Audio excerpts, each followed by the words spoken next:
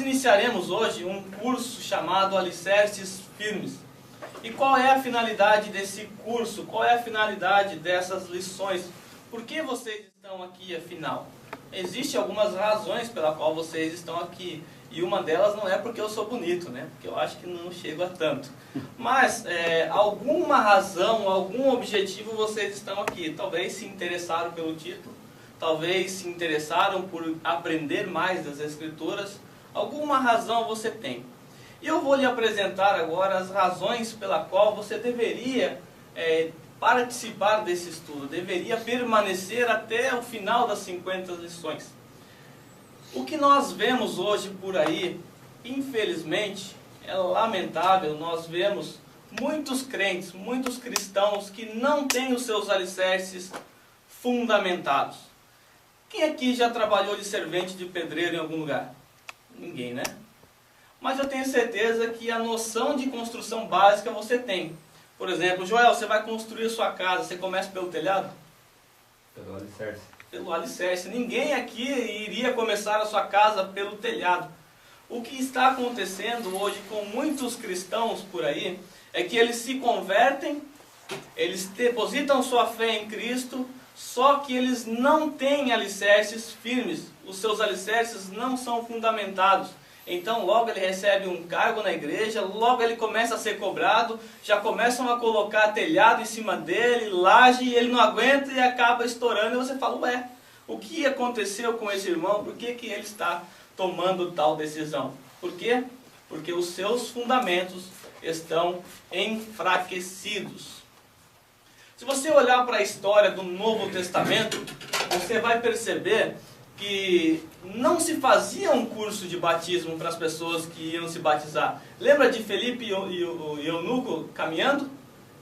Existe águas aqui, o que me impede de ser batizado? Felipe não propôs a ele um curso de batismo. Não, peraí, vamos fazer um cursinho de batismo de 6 meses e nós então vamos batizar. Pedro, quando pregou no dia de Pentecostes, que nós tivemos uma conversão em massa, ele não propôs, olha, agora vocês que receberam a fé, vocês que creram em Jesus, vocês me acompanham aqui pelo lateral do templo, eu vou pegar o nome de vocês e nós vamos fazer um cursinho básico de discipulado para você se batizar. Alguém já viu isso nas Escrituras? Não, isso não tem nas Escrituras. Por quê? Porque aqueles primeiros cristãos, eles tiveram seus fundamentos. Lembram que os cristãos, eles eram judeus? E como um judeu, ele estudava desde pequenininho. Judeu, ele tem por obrigação ensinar o seu filho desde que ele nasce, até que ele complete a sua maioridade.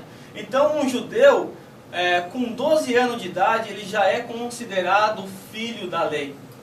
Com 12 anos de idade, um judeu já poderia ser acusado, se ele fosse pego desrespeitando a lei, e dependendo da penalidade, ele já poderia pagar pelo seu erro e ser condenado à morte, com 12 anos de idade. Então um judeu com 12 anos de idade, ele já conhecia a Bíblia o suficiente para poder ser condenado por ela, caso ele a desrespeitasse, caso não obedecesse à lei. Então quando Cristo é apresentado aos judeus, bom, eles já tinham um alicerce totalmente estruturado. E agora, simplesmente colocaram uns tijolos, alguns acertos e a casa ficou pronta. Esse não é o caso da igreja brasileira, americana e em grande parte do mundo que não teve a sua linhagem judaica. Antigamente, alguns séculos atrás, também a coisa não funcionava assim. Os crentes que viveram, os nossos irmãos em Cristo, que viveram do século XVI até mais ou menos o século XVII, comecinho do século XVIII, eles também tinham fundamentos teológicos doutrinários mais consistentes do que o nosso. Depois do século XVIII, com a entrada de um homem chamado, que o Paulão gosta muito, Charles Finney, esse personagem, ele secularizou a igreja, e com a secularização da igreja entrou também aquilo que nós chamamos de pragmatismo, ou seja, as pessoas, os líderes começaram a buscar aquilo que aparentemente produzia resultado. Então qual era o senso do que era o correto, do que era errado? O que era correto era aquilo que funcionava. Então aderiu-se à igreja muitas coisas. E falar a verdade para vocês, um estudo bíblico não é uma coisa muito desejada pelas pessoas. Gasta tempo, dá trabalho estudar. Então assim, não dá muito resultado da ótica de Charles Finney. Então o estudo acabou sendo deixado de lado e adotaram outras práticas com isso. Então hoje, infelizmente, a maioria das pessoas que estão do teu lado, talvez até mesmo você, não tenha um alicerce sustentável, um alicerce firme. Talvez o seu alicerce esteja ainda cambaleando, qualquer terremotinho que der e pode ser que você desabe. Então meu intuito com você ao final dessas lições é que o seu alicerce esteja firme, fortalecido em Cristo. Eu quero começar pedindo para que o Paulão abra para a minha Bíblia em Provérbios 4:13.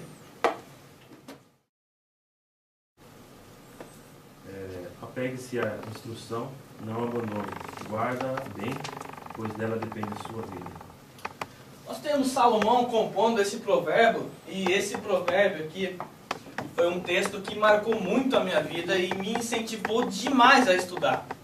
Quando eu me converti com 15 anos de idade, eu queria aprender, queria entender, e certa vez eu me deparei com esse texto que um amigo me mostrou, e o texto diz: apega-te à instrução. Se você vê o contexto, ele está recebendo instruções a respeito de procedência, de como viver, e nesse determinado momento o texto diz: apega-te à instrução, não largues, porque dela depende a tua vida. Então nós devemos nos apegar à instrução, ao ensino das Escrituras, entendendo que a nossa vida depende dela. Slide número 3, para quem está pelo Vox, eu tenho aqui algumas perguntas pertinentes para vocês. Talvez você não precisa nem responder, tá? Para não ficar constrangido. Você já leu toda a Bíblia? Edson? Sim.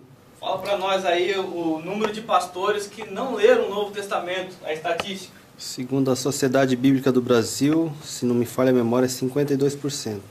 Segundo a Sociedade Bíblica do Brasil, em torno de 52% dos pastores da atualidade não leram as Escrituras por completo. Ou seja, não leram o Antigo Testamento, leram somente o Novo Testamento. Isso é normal? Nem para crente, né?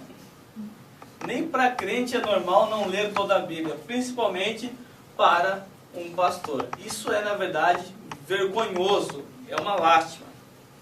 Outra pergunta que eu faço: Juliano, para você a Bíblia ela é fácil de entender? Você acha que ela é fácil de entender? Não. Quem aqui acha a Bíblia fácil de entender? Não, ninguém aqui acha. Acho que eu sou Paulão. Mais inteligente de nós. Compreensão que é difícil. De fato, a Bíblia, aparentemente, ela não é fácil de entender. E nós vamos ver o porquê que ela não é fácil de entender. E com as bases que eu vou estabelecer para vocês aqui, até o final desse curso, eu vou facilitar o entendimento das Escrituras para vocês. Ok? Então a gente vai ver isso daqui a pouco. Se um ateu perguntasse para você: você é capaz de me definir o que é a Bíblia? Você conseguiria definir para ele o que é a Bíblia? Ele diria o quê? Simplesmente a palavra de Deus. Eu ia falar: mas como é que você sabe? Então ele ia fazer alguns questionamentos. Você conseguiria defender para alguém o que é as Escrituras? Você saberia me dizer a diferença entre o Novo e o Velho Testamento? Qual é a diferença? Talvez você fale a letra N, a letra V. Um tem a letra N no começo, outro tem a letra V. Você saberia definir qual é a diferença entre o Novo e o Velho Testamento?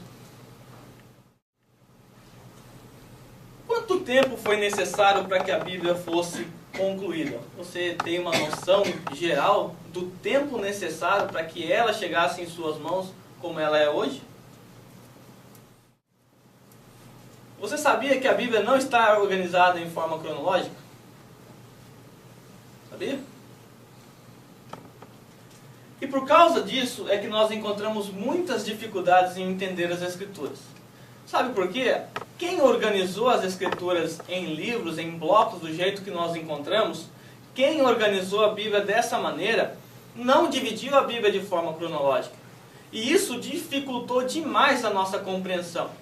Quando foi feita essa divisão dos livros das Escrituras, de que maneira eles fizeram isso? Vou citar um exemplo bem simples aqui para vocês. Nós temos aqui o irmão Paulo.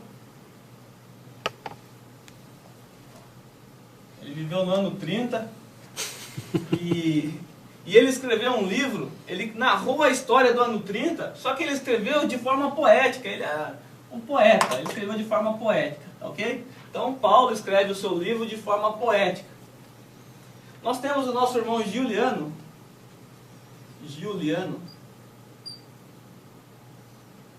que viveu no ano 30 também, velho.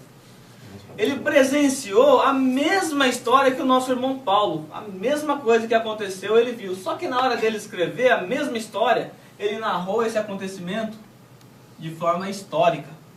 A sua narração foi de uma maneira histórica. Ele não narrou de forma poética, como o nosso irmão Paulo. Okay? Então nós temos dois acontecimentos no ano 30, cada um narrado de uma maneira. Depois nós temos o nosso irmão Joel. E Joel, ele viveu no ano 70. E ele presenciou, evidentemente, alguns fatos, e ele foi registrar isso. E ele escreveu de forma poética. A nossa irmã Andréia, para não brigar o casal na data aqui, né? Nossa irmã Andréia também presenciou os mesmos fatos que o Joel, no ano 70. Na hora de escrever os acontecimentos do ano 70, de que maneira André escreveu? De maneira histórica. Ok, você vai agora organizar esses livros aqui. Você tem esses livros. Bom, se eu fosse organizar, talvez você organizaria diferente, por cor, por letra.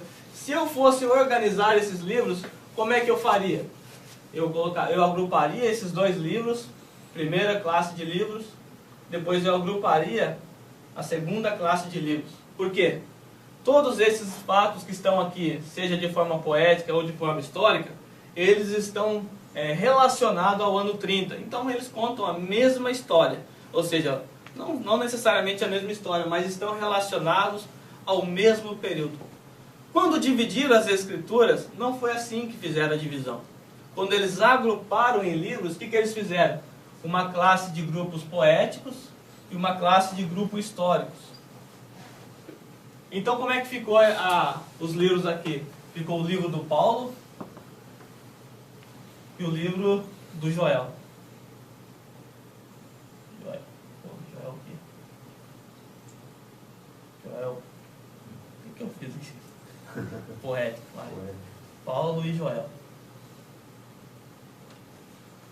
Observe a bagunça. Você está lendo Paulo, ano 30. Próximo livro, Joel. Agora você vai ler o livro histórico. O livro histórico tem lá o Juliano. Depois tem a Andréia. Aí você está lendo esse livro, esse aqui. Você dá um salto para o ano 70. Depois, quando você vai ler de novo o próximo livro, na sequência, ué, essa história parece que eu já vi ela em algum lugar. Esse rei que eu estou ouvindo aqui, parece que já falaram dele em algum lugar. Ou você fica meio confuso, você não entende, você fica pensando, será que existe tantos reis assim? E isso então gera algumas confusões na sua cabeça. Então entenderam aqui por que a Bíblia ela parece um pouco complicada de entender? Porque ela não está organizada de forma cronológica. Este presente estudo pretende apresentar a vocês a Bíblia dentro da sua ordem cronológica. Estabelecendo a ordem cronológica das Escrituras, você terá um entendimento bem melhor. Ok? Então, é só essa introdução para os irmãos terem uma compreensão a respeito da cronologia das Escrituras. Alguém tem alguma dúvida? Não? Próximo slide, esse que aparece uma biblioteca para vocês que estão acompanhando pelo Voxer, é um exemplo de como é que a Bíblia está organizada. Então, quando dividiram as Escrituras, pegaram os livros da lei, né, os primeiros 5 livros, que é chamado livros da lei, que vai de Gênesis a Deuteronômio. Então nós temos esses 5 primeiros livros da lei. Depois dividiram por livros históricos. Então nós temos 1ª, 2ª Reis, 1ª, 2ª Samuel, Então eles dividiram dessa forma. Depois eles colocaram os livros poéticos, né? Então Salmos, Provérbios, nós temos os livros poéticos, os profetas, que foram divididos em maiores e menores, e os evangelhos, livros históricos, cartas de Paulo, cartas gerais e o Apocalipse de João. Então, quando dividiram as escrituras, dividiram por classes de livros e não por questões históricas, ok? Então você vai observar que muitas histórias que você encontra em 1 Samuel, 2 Samuel, você também vai encontrar em Crônicas. Quem já percebeu isso? Já todo mundo, né? Por quê? Eles deveriam estar lado a lado se você fosse organizá-los cronologicamente. Mas como não foi organizado cronologicamente, então eles estão separados.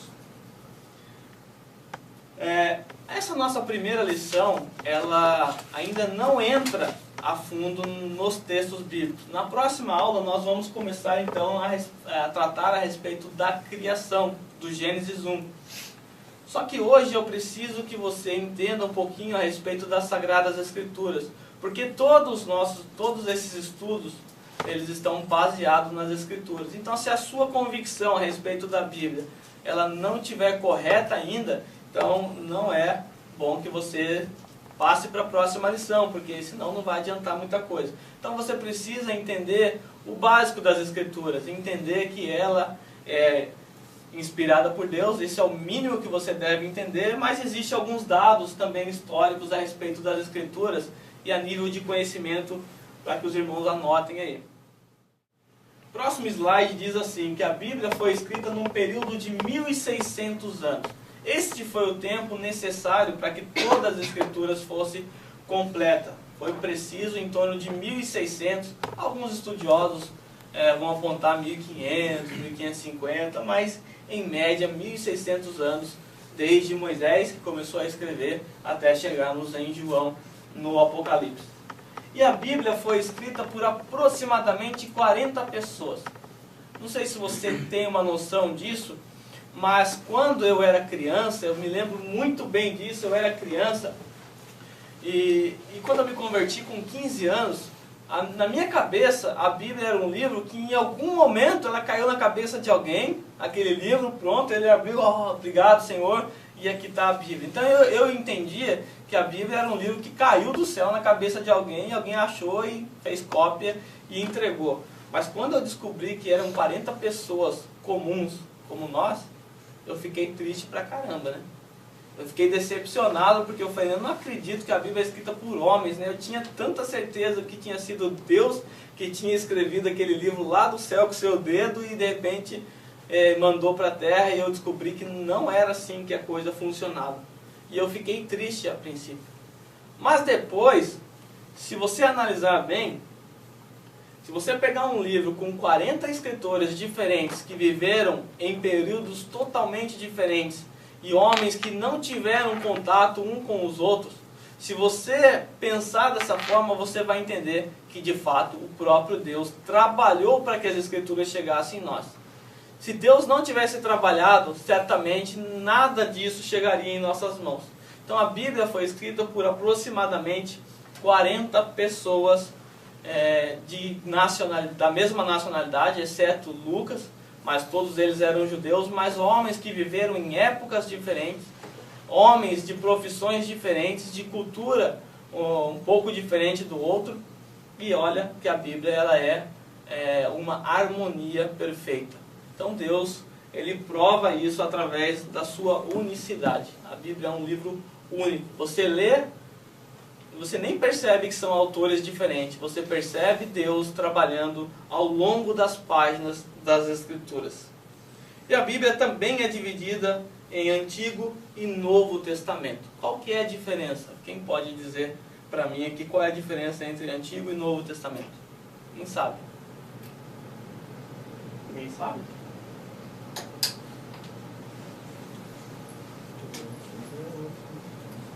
É? Fala, Juliano, pode falar. É? Vocês estão com vergonha por causa do boxe? Sei disso. Eu também tô, mas não tô nem aí. Também tô com vergonha. Paulão é um cara que não tem vergonha. Vai que eu falo e não é. A gente está aqui para aprender, né? Nós estamos aqui para aprender, não tem importância, né? Tá bom, então Não saber. O antigo é antes de Cristo e o novo é depois de Cristo, né? Uma ótima afirmação, um ótimo começo. O Antigo Testamento é antes de Cristo e o Novo ele é depois de Cristo. Existem crentes que não sabem disso, sabe? Existem crentes que não sabem disso. Você pergunta, não sabe, né? Antigo porque escreveu primeiro, novo porque escreveu depois, né? Tem gente que tem essa concepção. De fato, uma peculiaridade do Antigo Testamento é não conter de forma clara a pessoa de Cristo. Nós sabemos que Cristo está desde a criação do universo, né? Coisa que também nem todo cristão sabe, tá? Tem cristão que já dando estudo por aí, tem cristãos que acham que Cristo ele passou a existir ali de Maria. Então Cristo já estava na criação, então ele está no Antigo Testamento por completo. Nós vamos ver isso na aula que vem também, quando Deus usa uma expressão para criar a terra, criar o homem. Então há uma expressão que indica pluralidade de pessoas, e nós vamos ver isso. Originalmente as escrituras foram escritas em 2 idiomas, basicamente, com alguns trechos em aramaico, mas basicamente está aqui a língua hebraica. Joel, por favor, lê para mim. Língua hebraica. Não, Joel está com sono, mas não dá para entender, né? Está difícil. Esse é o hebraico, né? Bem difícil para nós entendermos. E esse é o grego, um pouquinho mais fácil, né? Dá para ler algumas palavrinhas, que é bem próximo do nosso português, né? O que está escrito aqui? É isso que você leu mesmo, Kai. Então, aqui algumas palavrinhas você consegue ler. Alguma dúvida até aqui? E o aramaico eu não coloquei nenhum trecho aí, não, para nós lermos. Alguma dúvida? Não? Não, Baiano? Bom, o que significa a palavra Bíblia? Alguém sabe o significado da palavra Bíblia? Sabe? Tá bom. Eu não esqueci. Você não esqueceu, Você não sabe, então. Não, como não? Alguém sabe? É livro? Conjunto de livros. Não, o Joel tá afiadinho aqui. Eu sabia que ia compor A palavra Bíblia, para nós quando olhamos a palavra Bíblia, nós já logo ligamos a alguma coisa sacra, né? Alguma coisa, como é que eu falei? Uma outra palavra para sacra. Sagrado? Sagrado, obrigado. Né? Nós já ligamos a Bíblia a algo sagrado. Mas se você chegasse numa biblioteca grega e perguntasse para o atendente da biblioteca, você tem Bíblia aí? Bom, ele ia primeiro falar qual livro que você quer, né? Qual conjunto de livros que você quer na Idade Antiga. Né? Hoje ela já está sacralizada, como eu disse, então você fala a Bíblia, o cara já sabe que são esses 66 livros que nós temos. Mas antigamente não, se você chegasse e falasse assim, me dá um Biblos, eu falo, qual conjunto de livros? Porque a palavra Bíblia, ela vem do grego, a palavra biblos, que significa exatamente isso que o João falou, conjunto de rolo ou livro. Nós vamos ver que a Bíblia ela era feita em rolos antigamente. Então a palavra, ela literalmente significa isso, conjunto de rolos ou livros. O que diferencia a Bíblia, esse livro, dos outros livros comuns, é a palavra que nós temos logo em seguida, Bíblia Sagrada. Por que foi necessário essa palavra? Porque senão, que Bíblias, conjunto de rolo e livro, e daí? Paulo Coelho, né? Tem vários conjuntos de rolos e livros aí que nós poderíamos ter, mas esses são aqueles conjuntos de livros que nós chamamos de sagrados, que são inspirados por Deus. Ok? Então esse é o significado da palavra Bíblia, tá? Um termo grego que significa exatamente conjunto de rolos ou livro. As escrituras, para que ela fosse composta antigamente, foi necessário usar alguns materiais. E dentre esses materiais nós temos os pergaminhos, que apareceu aqui na tela para vocês, é esse material aqui. O pergaminho ele era feito de pele de couro de animais, então eles pegavam o animal, esticavam, eles curtiam o couro do animal. Lembra do Simão, o curtidor? né? Ele curtia o que com a cara dos outros, né? Ele ficava curtindo, ele curtia o Facebook, né? Ele ficava o dia inteiro no Facebook. O que ele curtia, né? Esse Simão curtidor. Não, ele curtia couro, né? Deixava o couro secando no sol para que ele pudesse, então, ser usado para a escrita. O pergaminho ele era muito usado no primeiro século, né? Tem aqui um outro exemplo de mais ou menos como é que ficava isso. Ele era enrolado dessa forma. Então imagine o trabalho que dava para você achar um capítulo, né? Nessa época não existia capítulo ainda, né? Mas imagine se eu falasse para você, acha para mim o trecho de Isaías, que tem 66 capítulos. Acha aí um trecho de Isaías que está mais ou menos no trecho do 23. Nossa, que trabalho que dava, hein? Você ia ter que desenrolar mais ou menos para cá, mais ou menos para lá. E um mestre da lei, ele tinha essa habilidade, né? Ele conseguia localizar com uma velocidade rápida os livros da Bíblia. Hoje em dia tem índice, né? Abre em Salmo, e tem gente ainda que fica ali catando milho ali para encontrar. Mas antigamente a coisa funcionava assim. Depois nós temos o papiro, né? Que é um pouquinho parecido à imagem, né? Mas o papiro, de onde veio o papel, ele é extraído dessa planta que vocês estão vendo aqui. Não é salada não, viu, Juliano? Vai querer comer isso aqui não. É desse material, então, eles extraíram desse material e criaram o papiro que deu depois a origem ao papel. Então esses materiais foram os mais usados para as escrituras. Lá, evidentemente, ele vai ter trecho em que elas foram escritas em tábuas, em madeira, mas esses dois aqui são os mais comuns. Ok? Por que Deus quis que sua revelação fosse escrita? Por que Deus simplesmente não ditou ali para Moisés e falou para ele, Moisés, fica tranquilo, passa aí para a próxima geração, repete tudo que você está ouvindo aqui e tá beleza. Por que Deus pediu para que Moisés escrevesse as escrituras? Por quê? Por que Deus fez isso? Alguém tem algum palpite? Não, ninguém tem palpite. Para não esquecer, para não aumentar e para não diminuir, né? Exatamente. Não ia chegar inteiro.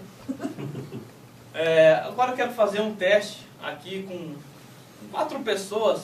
Só com 4 pessoas, a Bíblia usou 40 pessoas para compor as escrituras, num período de 1.600 anos. Eu vou gastar nem 16 minutos e mais ou menos 4 pessoas. Eu vou provar isso para você na prática, com um texto mais curto, de que, de fato, as escrituras, se ela não fosse escrita, ela não chegaria em suas mãos. Então eu quero pegar aqui o nosso irmão Paulão primeiro, vai aqui fora comigo aqui, no secreto, eu vou revelar para ele vai subir no monte ali, no Monte Sinai, eu vou revelar para ele uma mensagem, e dessa mensagem, então, ele vai depois, posteriormente, publicar essa mensagem de forma oral ao profeta Juliano. Tá ok? Vem cá, Paulo. Vai quebrar essa água, hein? Senão vai ter que escrever de novo. Se voltar aqui e fizer bezerro de ouro, o bicho vai pegar. Tem elevador para subir nesse monte? Porque... Pronto, já revelei aqui pro Paulão, nosso profeta. Só que o Paulão já está morrendo, né? Já vocês viram, né? Vocês conseguiram perceber isso. E agora ele vai revelar a mensagem ao profeta Juliano. Vamos lá, Juliano. Vai lá que o Paulão vai revelar para você essa profecia, para que o povo não pereça, né? Precisa da profecia. Vamos lá. Depois do Juliano. Ah. Morreu. Tá, morreu, tá meio cachorro. Já. Bem ossada. Nossa irmã, vamos lá, profetiza ela, também não vai escapar não. Tem. O profeta Juliano também já está morrendo, ele precisa revelar, senão como é que fica a revelação? Revelar tá o quê? É bom aquela parte do crônica agora que fala Depois preto, roxo, azul, aquela... Agora nós estamos diante da igreja, nós temos a nossa última profetisa, Andréia, e ela vai trazer a revelação para todos nós, né? Então ela vai buscar a revelação da nossa irmã que está morrendo e vai trazer para todos nós. Nós estamos aqui ansiosos, nós dependemos dessa revelação, porque senão o bicho vai pegar. Ai, que bonito. É só uma frase, só era grande, né? Bom, está aqui a profeta Andréia Chibata. Menos de 5 minutos depois, passou por ela 3 profetas anteriormente, e agora ela vai revelar a mensagem para nós. Qual é a mensagem, André? sargento mandou engraxar o sapato, senão ele vai te descer o couro. É essa a mensagem que eu falei? O que ela falou é isso. Sei lá, nem lembro. Não tinha o nome. Sargento. Ele falou que tinha o Só lembro o nome. nome de sargento, não mais nada. É que eu tinha notado essa mensagem, mas eu vou falar de cor que eu falei para ele, mais ou menos. Né? Por ordem, por decreto do sargento Rovida Martins, ele faz decretar que todos os soldados se apresentem pela manhã às 7 horas, em fila indiana, e todos estejam com suas botas engraxadas. É isso que eu falei para ele. O que a Andréia falou? Nada a ver do que eu falei. Né? Paulo, o que tu falou pro senhor? Ele me falou o que eu falei pra você. Agora ele... Vai engraxar o Engraxar o sapato. o cara vai cair. É que na linguagem de hoje, Cláudio. Ele veio, agora ele veio. Ele veio. Pode aumentar e diminuir, deu uma... NVI, caramba. Agora, observe-se as escrituras, esse livro grosso que você tem com 66 livros. Imagine se esse livro não fosse escrito. Com ele escrito já é complicado, né? O pessoal já desvia demais das escrituras. Imagine se Deus tivesse transmitido de forma oral para Moisés. Se você abrir a Bíblia, Êxodo 24, 4. Moisés escreveu todas as palavras do Senhor e, tendo se levantado pela manhã, de madrugada, erigiu um altar ao pé do monte ao pé do monte e 12 colunas, segundo as 12 tribos de Israel. Ok. Só que antes disso, no capítulo 17, você dá uma lida para mim aí, que tem Deus ordenando para que Moisés escrevesse, que me fugiu a memória aqui. Ok? Então Deus, no capítulo 17, ele vai exigir que Moisés escreva aquilo que ele vai falar. E depois Moisés, no capítulo 24, ele de fato escreveu. Então veja a importância da revelação. Às vezes as pessoas dizem, papel aceita tudo, né? Papel ele aceita qualquer coisa, mas papel ele é um meio muito seguro, né? De você ter certeza de que a mensagem ela chegue perfeitamente. Se eu tivesse entregado um papel na mão do Paulo, ele entregasse um papel na mão do Juliano e chegasse até a irmã Andréia e ela lesse o papel aqui para vocês, né? A não ser que ela tivesse problema com a língua portuguesa, né? Então a mensagem chegaria perfeitamente. 17, 14. Pode ler, irmão. Depois o Senhor disse, escreva isso num rolo como memorial e declare a Josué. Escreva isso num rolo, né? Rolo a gente já entende o que é um rolo, né? Então essa era uma imagem de alguém escrevendo um manuscrito. Essa é a imagem que você tem, um homem barbudo, ficou parecendo um Edson naquela foto envelhecida, né? Que isso, tá mais bonito. Pergunta para vocês: a Bíblia é infalível? Sim ou não? É? A Bíblia é infalível? Ela contém falhas?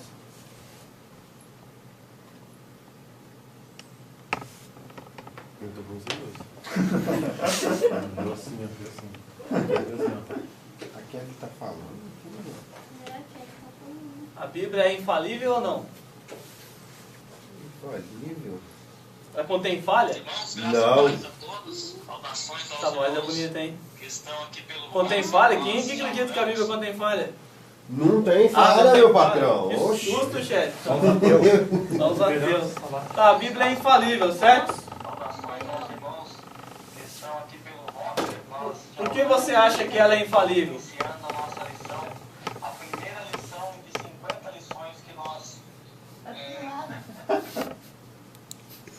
não para falar, Meu quer falar boxer ligou aqui, tá todo mundo ouvindo a minha voz como um eco aqui. Por que você acha que ela é infalível? Por quê? Se você falar com um ateu, a Bíblia é infalível. Ele vai fazer essa pergunta: por que você acha que ela é infalível? Né? Igual que foi um bom ateu, ele faria essa pergunta para você. Bom ateu. Como é que você responderia? Vamos lá, respondendo isso aqui então. Por que você acha que ela é infalível, né? Então você vai fazer um círculo aqui, automaticamente você vai chegar a essa conclusão para você. Porque ela é a palavra de Deus, certo? Ela é infalível porque ela é a palavra de Deus. Deus é infalível, Deus não falha. Então a sua palavra também não falha. Correto? Então, mas como você sabe disso?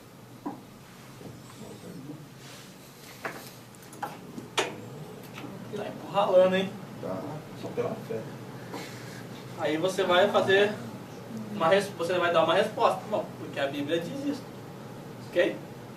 Só que isso vai gerar uma outra pergunta. Por que eu devo acreditar na Bíblia? Porque a Bíblia é infalível. Mas como é que você acha, por que você acha que ela é infalível? Porque ela é a palavra de Deus. Como é que você sabe? A Bíblia diz que ela é a palavra de Deus. Então você vai fazer um círculo aqui. Talvez isso num debate aí não vá funcionar muito bem. Mas na sua cabeça tem que girar as respostas em torno disso. Se você creu na primeira opção de que as Escrituras é infalível, e você às vezes pode ficar com dúvida, como é que eu tenho certeza de que ela é infalível? Não, a Bíblia é a palavra de Deus, é uma segunda convicção que você tem, eu espero. E se você tem essa convicção, você descobriu por quê? Porque as Escrituras mesmo diz. Olha os cri-cri-cri dos box. Ok? Então esse segundo slide aqui. Uma das grandes dificuldades que as pessoas têm em entender as Escrituras, lembra que vocês falaram que as Escrituras é um pouquinho difícil? Eu concordo com vocês, eu sofri bastante quando eu me converti, porque eu não entendia nada, né? Eu abria em qualquer lugar e não entendia nada. E realmente ela é difícil. Por que as pessoas não compreendem as Escrituras? Ou têm um pouco de dificuldade de compreender as Escrituras? Muitas pessoas esquecem que as Escrituras ela está num contexto cultural, ela foi escrita num contexto cultural, num contexto histórico, há por trás também um contexto linguístico e um contexto geográfico. Quem está com João Ferreira de Almeida aqui? Bom, João Ferreira de Almeida, abre para mim em Marcos 7:11. Marisa, pode dar? Acho que pode ser. Vós, porém, dizeis, se um homem disser a seu pai ou a sua mãe, aquilo que poderias aproveitar de mim é corbã, isto é, oferta para o Senhor. O que quer dizer esse texto aí, hein? É um versículo complicado, né? De entender, não é? Corbã, quem sabe o que é um corbã? Corbã é uma oferta para os pais. Não, uma oferta feita a Deus. Uma oferta feita a Deus. Tá quase lá, uma oferta. 7:11. Também. Hã? Não, obrigado. Ele te corrigiu até agora. Qual é o nome aí? Corbã, Não, mas qual é o versículo? 7:11. Marcos 7:11. Marcos 7:11. O que é corbã? Por que nós não entendemos o significado, o que significa esse texto? Porque nós não entendemos a questão histórica dessa palavra, né? O que significava corbã na época dos fariseus? Corbã era uma lei criada pelos fariseus. Lembra que nós já estudamos os fariseus em Mateus, então não vou ter esse detalhe. Então os fariseus eles criaram um sistema de receber os benefícios. Por exemplo, meu pai morre, eu morro, de acordo com a lei de Moisés, quem deveria receber os meus bens, os meus dinheiros seriam meus pais, certo? Meus pais teriam direito a receber isso. Só que os fariseus, eles criaram uma lei dizendo, um documento que você assinava como oferta ao Senhor, um corbã. E você assinava esse documento dizendo que se você morresse, o seu dinheiro ia todo para o templo, né? Para os sacerdotes. Então Jesus está combatendo isso, falando assim, vocês, a questão de amar o próximo, amar o pai, a mãe, eles estavam quebrando, violando uma lei, que no caso seria honrar os pais, né? Honrar os pais, eles estavam quebrando, criando uma outra lei. Então corbã era essa ideia aqui. Ok? Eu vou colocar essa frase aqui. A igreja é como a arca de Noé. Só essa frase aqui. O que eu quero dizer com isso, Juliana? Assim, o que você entendeu? Qualquer coisa. Pode ser qualquer coisa, porque não é para você entender. Né? A igreja é uma arca. É como a arca de Noé. Tem um casal de tudo quanto é bicho? Um casal de tudo quanto é bicho. Não, tem diversidade de pessoas, né? É uma ideia, legal. Mas... Tem capivara. Tem capivara. Tá vendo? Paulo, o que você imagina aqui? O que vem na sua cabeça? Quando alguém falasse, se alguém chegasse e falasse assim, a igreja é como a arca de Noé morresse ali, o que ele queria dizer? Tem animal dentro. De animal lá dentro. Um lugar cheio Pode de vir animal. tempestade que não afunda. Mas o que significaria esses animais? Ó, o filósofo aí. Depravado, né? Tudo animal depravado. Poderia vir o quê? Uma tempestade que não ia não afundar. afunda. Então a igreja é uma coisa estável, uma coisa segura, né? Balança, mas não afunda. Balança, mas não afunda. Né? Então, vários significados vocês estão dando para essa minha frase aqui. Só que essa frase, ela está dentro de um contexto e dentro de uma história também. E você precisa considerar. O grande erro das pessoas é exatamente fazer isso que vocês fizeram. Que eu obriguei vocês a fazer, né? Não é culpa de vocês, não. Você pegar uma parte de um trecho das Escrituras e tentar dar significado a ela. Então, vocês acreditaram que a igreja aqui seria uma coisa até que bacana, né? Só que quem escreveu isso aqui, escreveu no 3º século, 4º século, um homem chamado Agostinho de Hipona. Ele completou a frase da seguinte maneira: se não fosse a tempestade lá fora, ninguém aguentaria o cheiro lá dentro. E agora, você acha que ele estava elogiando? Você não falou esse. Paulão, Ele estava elogiando a igreja ou ele estava exercendo ali sua ira contra a igreja? Por que ele falou isso?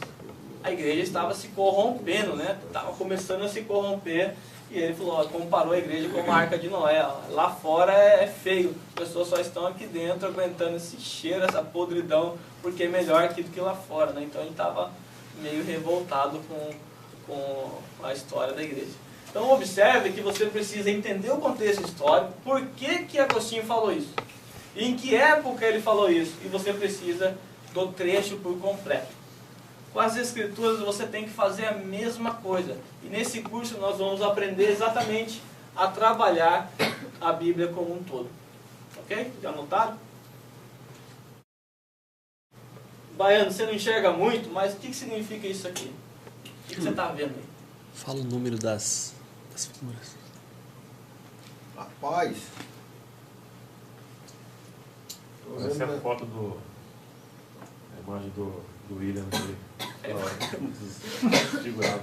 Dá para ter uma noção do que seja isso? Dá para ter, Jó? Você que é o cientista? Com esses pontilhados, com pedaços do desenho, você ia conseguir entender? A primeira vez que eu vi... 15. Slide 15 para os irmãos que estão no Voxer, tá? Eu não vi, eu não tinha visto a casinha embaixo. A primeira vez que eu vi, parecia aquelas... Parece aquelas vezes escrito Jesus, né? Não parece aqueles... Ah, Eu pensei que era um candy. Eu fiquei tentando ler, parece que tá escrito alguma coisa aí. Aí depois que eu vi a casinha embaixo, eu falei, que faz. Eu pensei que era um candy.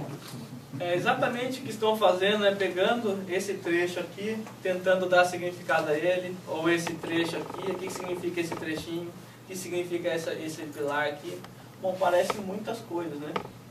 Que parece um L, um traço, parece alguém, sei lá, uma pia, sei lá. Qualquer coisa da sua imaginação. O que a gente precisa fazer? Olhar a imagem como um todo. Alguém tem dúvida de que isso aqui seja uma casa? Não? Não, ninguém tem dúvida, né? Pode parecer uma casinha feinha, esquisita, né? Mas é uma casa para todos.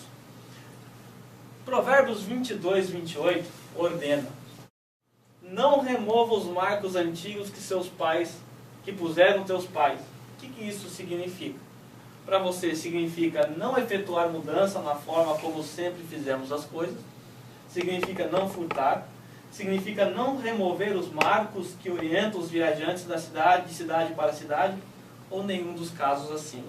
O que você acha que significa Provérbios 22, 28? Vamos tentar entender esse texto isoladamente. O que ele quer dizer para você? Ninguém copiou do Vox ainda, né? Responda. Não vai se copiando, não. André disse que é o C. Quem acha que é o C? Ismael, para não perder o relacionamento. Na briga. Quem acha que é a letra A? Ninguém achou, eu vou achar. Eu vou achar o D, então. Só pra... Aí o Paulão acha o D. E o Baiano letra A. A irmã acha o quê? Eu vou achar o B, então.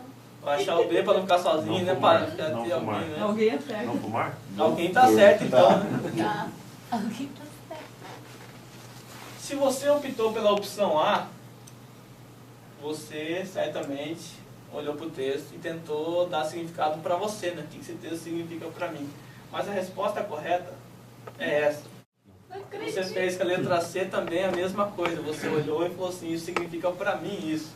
E se você fez com o D é porque você não tem opinião mesmo. Nem leu direito, nem prestou atenção no texto. O que eram os marcos antigos? O que são marcos antigos? Se você observar o contexto, que você vai ler depois com calma, você vai ver que está falando de roubo. Os marcos antigos que seus pais puseram, aqueles marcos que delineavam o território, né? O meu território vai até o marco tal. Aquele marco ali é o meu território. O que acontecia? Os filhos estavam removendo e caminhavam para o vizinho, aumentava o seu território, estava roubando a terra do próximo. E a orientação do texto é não roube, né? A mensagem do texto é não roube, né? Então observe que nós temos dificuldade de entender as Escrituras e quando nós vamos tentar ler por pedaços, é difícil mesmo, né? Nós teremos compreensões erradas. Você poderia pegar esse texto e ter feito pregações, vamos assim dizer, bombásticas, né? Falando de remover os marcos, das formas como fizemos as coisas, sua vida não pode mudar a tradição do seu pai, mas isso é tudo bobrinha, né? E se os marcos foram uma pessoa, foi pessoa. O marco foi uma pessoa, né? Os marcos. Mas se fosse na NVI, dá para entender melhor. Na NVI, lê na NVI. A NVI é uma versão muito boa. Não mude de lugar os antigos marcos que limitam as propriedades e que foram colocados por seus antepassados. Aí já mudou tudo, né? Já dá o significado melhor, né? Por isso é bom você ter mais de uma versão. Ok? Juliano, o que é isso? Isso é um elefante. Os irmãos que estão acompanhando é a imagem do elefante. Se não me engano, 13. 19. 19. Tá, a imagem de um elefante, que segundo Juliano é um elefante. Tem certeza que isso é um elefante? Tem. Certeza? Se perguntar mais uma vez, ela fala que não sabe. Não, eu estou me impressionando muito. Rapaz que não, hein? Parece que não, já não parece mais um elefante. Coloca ele de ponta cabeça pra você ver se é um elefante. Deixa eu contar ali uma história. Certa vez, um círculo se aproximava de uma cidade, de um vilarejo, onde havia muitos cegos naquele vilarejo. A característica desse vilarejo era ser habitado por cegos. E esse círculo vinha anunciando no seu alto-falante, no seu carro, né, anunciando uma grande atração que se aproximava da cidade, o tal do elefante. Só que os cegos, eles nunca viram um elefante na vida e começou então a surgir um boato na cidade. O que seria esse tal de elefante? Aquela briga, aquela discussão, nós precisamos saber o que é o elefante, até que o dono do circo ficou sabendo e falou, olha, muita gente, se todo mundo pôr a mão no bicho, o animal vai se assustar e vai dar problema, né? Pode acontecer um acidente. Faz o seguinte, mandem 3 representantes de vocês, 3 cegos aí que são conhecidos, representantes, e eles vão apalpar o animal e eles vão poder detalhar para os demais irmãos, para os demais do vilarejo o que é um elefante. E os 3 cegos foram então até o tal do elefante. O primeiro cego, ele começou a apalpar o rabo do elefante. Ele foi apalpando o rabo, ele chegou naquela partezinha desfiada. Ele falou, eu já sei o que é um elefante. O elefante é uma corda. Tá até despiado aqui, o elefante é uma corda. Ok, chamaram o próximo cego, e o próximo cego foi apalpando as patas do elefante. Uma das patas, aquela pata roliça, grossa, ele foi descendo, aquela pata enterrada no chão. Ele apalpou e falou assim, cancela. O outro cego está errado. Elefante é como um tronco de árvore fincado no chão. Isso sim é um elefante. Aí chamaram o terceiro cego. O terceiro cego foi pela tromba. Apertou a tromba, foi apertando, e falou assim, não, meus companheiros estão totalmente errados. Eu sei o que é de fato um elefante. O elefante é uma mangueira d'água. Elefante é uma mangueira d'água? É um tronco? Elefante é uma corda? Qual foi o erro desses cegos? Qual foi? Não apalpar inteiro. Eles apalparam partes do elefante e tiraram a sua conclusão. Elefante é isso. Trazendo para as Escrituras, o que nós estamos fazendo? apalpando trechos, como de Provérbios, que nós acabamos de ver, e ao apalpar esses trechos, nós estamos falando, é isso que Deus está dizendo. Só que será que realmente era isso que Deus estava dizendo? Será que se nós apalpássemos todas as Escrituras e analisássemos as Escrituras como um todo, será que isso que eu falei é de fato o que Deus falou? Então não basta apenas apalpar uma parte do Novo Testamento ou um trecho das Escrituras e falar, eu sei qual é a vontade de Deus. Você precisa do todo. E por isso nós vamos desde a criação até chegarmos na ascensão de Cristo. Nós vamos passar pela história da redenção como um todo. Nós não vamos apalpar Cristo pela metade. Se eu perguntasse aqui o que significa a palavra redenção, justificação, regeneração, propiciação, se eu perguntasse essas 4 palavras, eu sei que muitas pessoas que estão ouvindo pelo Voxer teriam dificuldades, alguns nunca nem ouviram falar disso, e outras não saberiam explicar o que significa isso. Essas 4 palavras, elas são fundamentais e importantes.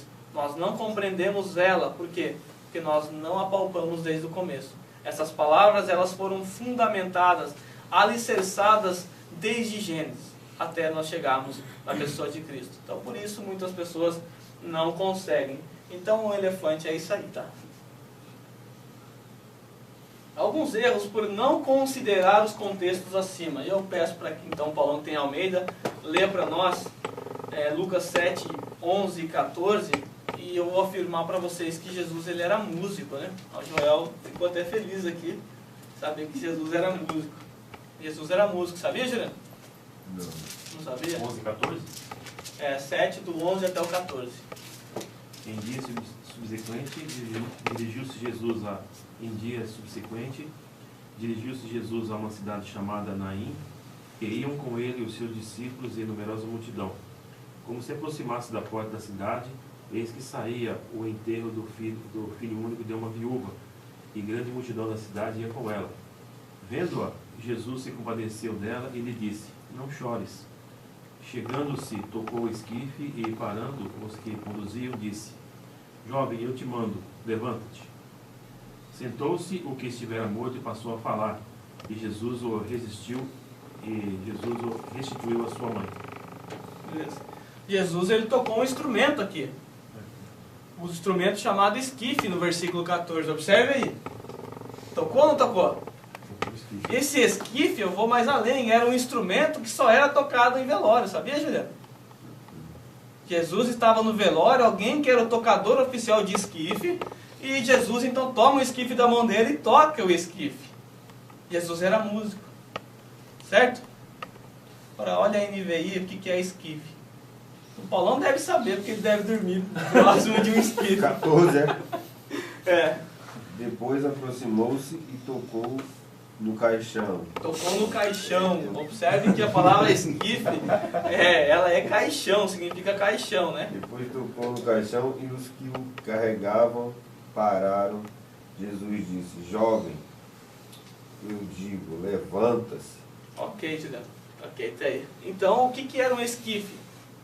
Caixão. Um caixão, né? Ele não era músico, Então, Jesus não era músico, coisa Ele era nenhuma. carpinteiro. Isso aqui é pregação de alguém, tá? Não é coisa que eu estou inventando, não. Alguém pregou isso. É mesmo, Tá? rapaz.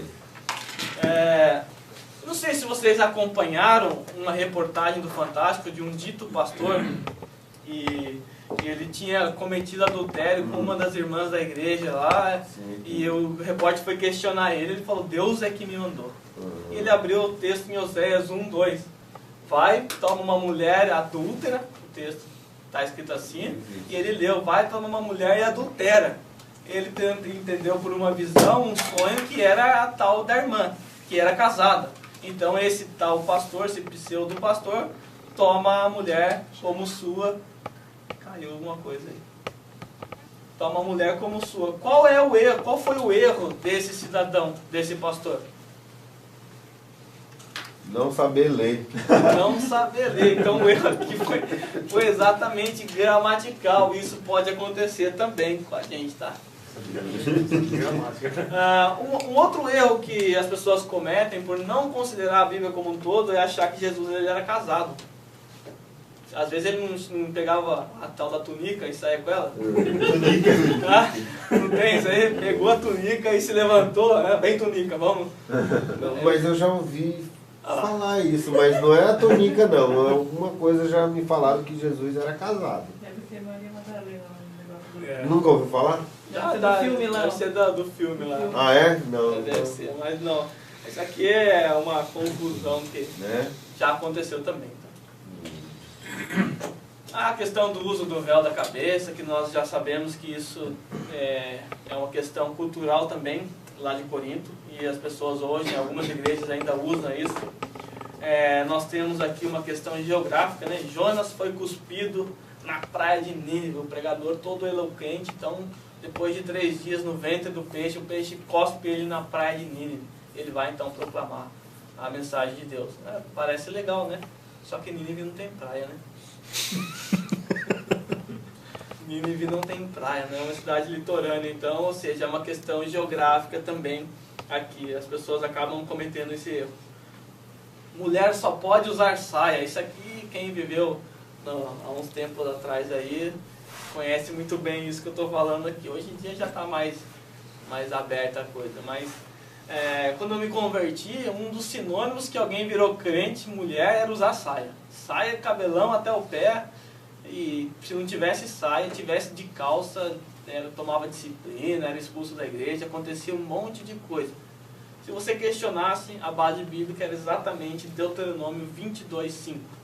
Deuteronômio 22:5, o texto diz que o homem não deve vestir roupa de mulher e a mulher não deve vestir roupa de homem. Opa, vamos obedecer a palavra do Senhor. Então o que eles fizeram? Definiram que a mulher deveria usar saia, que a saia é roupa de homem, de mulher, e a calça é roupa de homem. Então a partir de hoje, mulher não mais usa calça. E homem, obviamente, não use saia.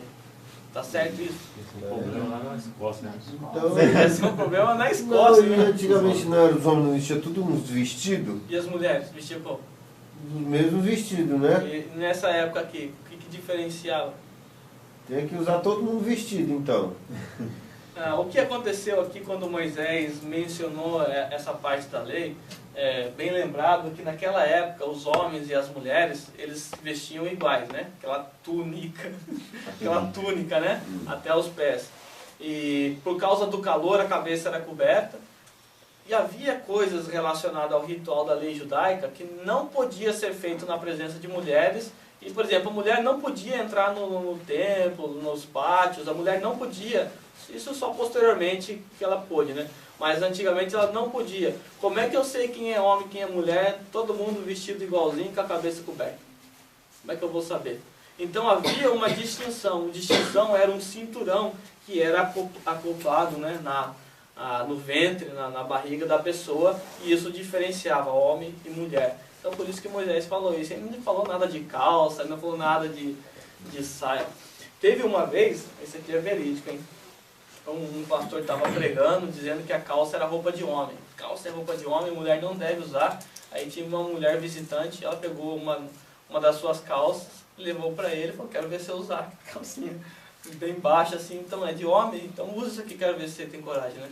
Ou seja, então hoje em dia, graças a Deus, já não acontece mais isso, né? As igrejas estão entendendo melhor o texto. Um que nós aprendemos também, um erro, é de Mateus 25, de Jesus nasceu no dia 25 de dezembro, que nós também já vimos, e mulheres não podem cortar os seus cabelos. Ok? Então são alguns erros, porque não consideram as partes do elefante, né? Mostrando para você esse mapa mundi, você saberia localizar para mim onde fica a história bíblica, onde fica Israel, por exemplo? Onde fica, Juliano? Fica aqui. Bahia é aqui, ó. Aí é o Brasil. Bahia. Aí é o Pará. Olha lá, meu Castanhal. Onde que fica? Aqui a gente já sabe que não é a história de Israel, né? Alguém saberia onde fica, olhando? Acho que tá Acho que é do lado da África ali, não tá? A África está aqui. Lá, Do lado do canal ali. acho que o Glauber destacou ali, tá um pouquinho mais alto. Aqui? Não, mais pra Não, frente, direita, mais. direita, mais, direita. mais, De mais baixo, pra baixo. Aí. Não, Aqui? aí é a África, Não, não. aqui, ó, o Oriente Médio. Aqui tá perto da gente, quase. Então. Não era naquele decoré, aquela Pra mim é do lado da África. província do meio aqui. Ó, aqui é a África, certo? Do lado dessa terra do O lado. Egito fica onde? Aqui é o Saião ali, ó. Olha o Rio Vermelho aí. É, desse aí. Rio Vermelho. Aqui é o... É o caminho. Bar Vermelho. Ó, aproximando mais, aquele desenho que você viu no gráfico anterior, esse pequenininho aqui, eu vou dar um zoom nele agora. Olha lá, o bracinho dele aqui. Tem aqui o que nós chamamos de crescente fértil. Essa meia lua aqui é chamada de crescente fértil. Dentro desse desenho aqui foi onde a história bíblica aconteceu. Né? Abraão sai daqui, vem para cá, desce para Israel. Então, a história bíblica aconteceu, começa por aqui. Depois o Egito lá no canto. A gente vai aprender um pouquinho disso também na aula, tá? De geografia, um pouquinho, entender. Eu vou passar uma técnica para vocês, vocês vão aprender a memorizar o mapa, né? Se eu apagar aqui, você vai desenhar ele na maior tranquilidade, né? E é legal, eu gosto, né? Por exemplo, saber que daqui, quando Abraão parou aqui e deixou seus familiares aqui, depois da morte de seu pai, daqui aqui tinha em torno de 1000 quilômetros, né? Então andou bastante, né? Depois daqui para cá, mais em torno de uns 700 quilômetros. Então andou bastante ele. Aqui, aproximado de Israel. Deixa só eu concluir, porque nosso horário já está se findando. Nós vamos estudar a Bíblia sistematicamente. Talvez você está preocupado aí, né? Puxa, esse cabra que vai ensinar então versículo por versículo das Escrituras, até chegar em Apocalipse lá, ou até o final dos Evangelhos. Quanto tempo vai ser necessário? Nós não vamos estudar a Bíblia sistematicamente, ok? Nós vamos estudar de que forma? Nós vamos selecionar alguns eventos na história bíblica. Eu quero que você imagine um varal. Esse aqui é o varal. Aqui, e existem vários fatos da história bíblica que aconteceu. Nós temos lá as histórias que aconteceram no ano 70, no ano 30. Então imagine que 1600 anos, na verdade mais, né? Esse foi o tempo necessário para escrever. Mas toda a história bíblica, desde a criação até chegarmos na ascensão de Cristo, essa história ela está bagunçada, né? Dividida de forma bagunçada dentro do agrupamento de livros que nós temos. E o que nós vamos fazer? Nós vamos colocar um varal. E nesse varal você vai aprender a colocar as peças de roupas. Você vai colocar as roupas de forma correta, né? Essas roupas aqui. E agora nós temos uns outros eventos, que eu não vou citar todos os eventos, evidentemente. Mas você vai saber localizá-lo onde é que ele está. Se eu fosse colocar essa peça de roupa no varal, em que lugar eu colocaria? Aqui. Onde que eu coloco essa peça? Eu sei que ela vai nesse local. Então você vai aprender a trabalhar dessa maneira. Se eu falar para você, perguntar se Nabucodonosor viveu em que império? Bom, muita gente, onde que você põe Nabucodonosor? Aqui, para cá, para lá, não saberia. Ao final do estudo você vai falar, é aqui que Nabucodonosor estava. Essa história não estava aqui que você ensinou, mas eu sei que ele estava aqui. Isso vai te ajudar a ter uma compreensão melhor. Outra coisa que eu preciso deixar claro nesse estudo é que nós vamos atingir os topos dos eventos principais. Isso significa que nós não vamos atingir todos os eventos. Esse evento que está aqui embaixo, esse que está aqui, esse evento daqui, nós não vamos tocar neles. Por quê? Nós vamos selecionar eventos bíblicos principais para fortalecer o seu alicerce e depois, então, esses pequenos tijolos, esses concretos, você vai colocando posteriormente, automaticamente, tá ok? Então, isso vai fazer com que a gente evite certos debates e entre em questões que não são fundamentais nesse momento, tá ok? Nós vamos trabalhar exatamente com a superfície, a estrutura superior. Nós vamos fundamentar a estrutura para depois colocar o telhado, né? Tá ok? Então, eu vou... Já está na hora já, né? Nós estamos aqui, nesse desenho, nesse X. Pode ser que o Juliano tenha uma dúvida, que a dúvida dele está aqui nesse X.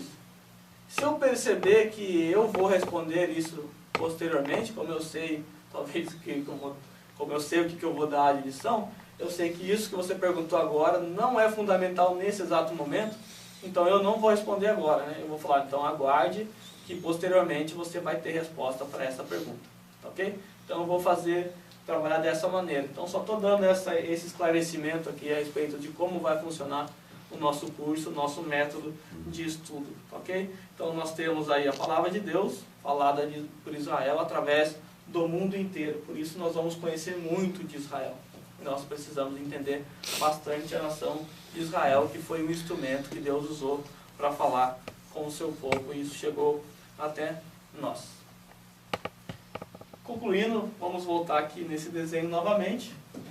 A Bíblia é infalível, ela é a palavra de Deus, e nós cremos porque a Bíblia diz isso. Nós, a partir da próxima lição, nós vamos entrar nos textos bíblicos propriamente dito. Nós vamos enfiar as caras nos estudos das Escrituras. Eu preciso que você entre pressupondo, crendo, entendendo que as Escrituras ela é suficiente, ela é infalível e ela é inerrante. Se você, por enquanto, tem alguma dificuldade com relação a isso ainda, então você pode me procurar e a gente precisa conversar um pouquinho a respeito disso. Se você crê nisso, mas tem dificuldade também ainda em entender, também você precisa se posicionar e entender um pouquinho a respeito disso. Hoje em dia nós falamos facilmente que nós cremos na suficiência das Escrituras, não é verdade? Se você perguntar para qualquer pastor, ele falar, a Bíblia é suficiente? Não, a Bíblia é suficiente. Só que na prática dessa pessoa, você vai ver que às vezes ela não trata a Bíblia como sendo suficiente. E isso é perceptível pelo pragmatismo que eu já mencionei no começo. Ou seja, aquele senso do que aquilo que funciona é o que é correto. Às vezes a Bíblia está mandando você ir por uma direção, mas nem sempre, aos olhos humanos, as Escrituras funcionam. O Evangelho ele é loucura para aqueles que estão perecendo. Então, se eu pegar o Evangelho e tentar transformá-lo em algo para a minha mente entender, para a mente do meu ouvinte entender, eu estou diluindo o Evangelho, estou diluindo as Escrituras, e o Evangelho não vai surtir efeito para ele. O Evangelho é loucura para aqueles que estão perecendo? Deixe que seja loucura. É assim que Deus fez, né? Deus fez dessa forma para confundir mesmo os sábios, né? Então, Deus fez dessa maneira. E às vezes nós, ao apresentar as Escrituras para alguém, tentamos tirar isso. Tentando, assim, o Senhor fez tão difícil, deixa eu dar uma melhoradinha aqui na maneira de expor isso. E com essas atitudes, você simplesmente está expondo que você não crê na suficiência das Escrituras. Porque se você cresce, você apresentaria o Evangelho como um todo, como ele é. Você não alteraria. Então, entrar no estudo das Escrituras é importante ter essa percepção de que ela é infalível, ela é inerrante, ela é a palavra de Deus. E vamos, então, estudá-la, a criação, a partir da próxima aula. Ok? Depois eu vou dar umas informações à parte aqui para o pessoal do Vox, e vocês podem estar acompanhando depois.